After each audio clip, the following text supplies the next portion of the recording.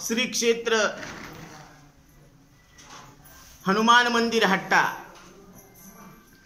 तालुका सेलू, जिल्हा परभणी या ठिकाणी चालू असलेला हा श्रीराम विजय ग्रंथ, ही श्रीराम विजय कथा आपण मागच्या बऱ्याच दिवसांना श्रवण करत आहोत. आज या ग्रंथाची समाप्ती आहे, सांगता आहे.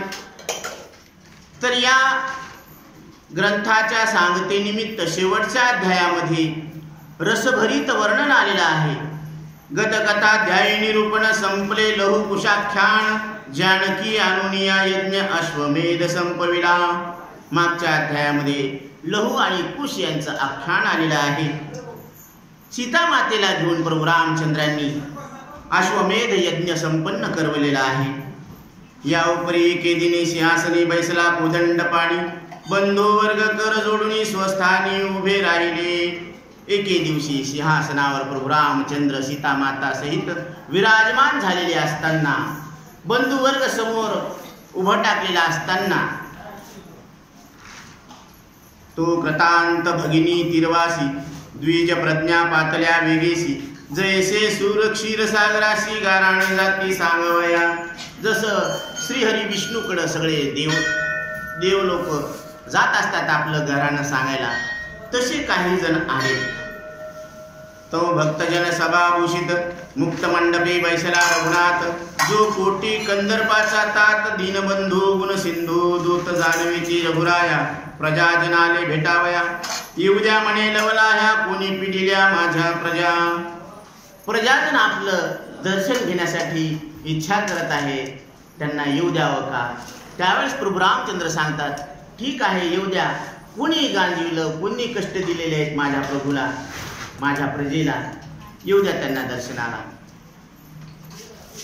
तो मुक्त मंडपासमोर पातले तेव्हा प्रजांचे भार, करुणिया जय जयकार नमस्कार सर्व भारती. सर्व प्रजेनं प्रभूंचा जय जयकार केला, नमस्कार केलेला आहे.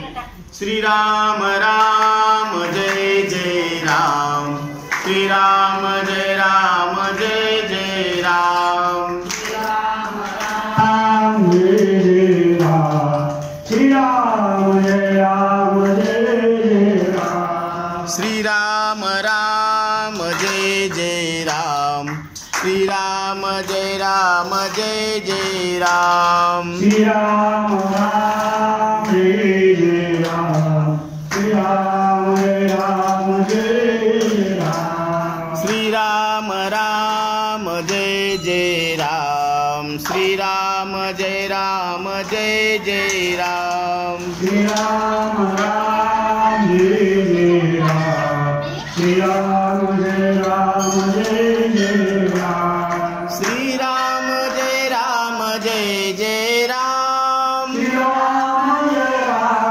जय जय राम, श्रीराम जय राम जय जय राम, श्रीराम जय राम जय जय राम, श्रीराम राम जय जय राम, श्रीराम जय राम जय जय राम, श्रीराम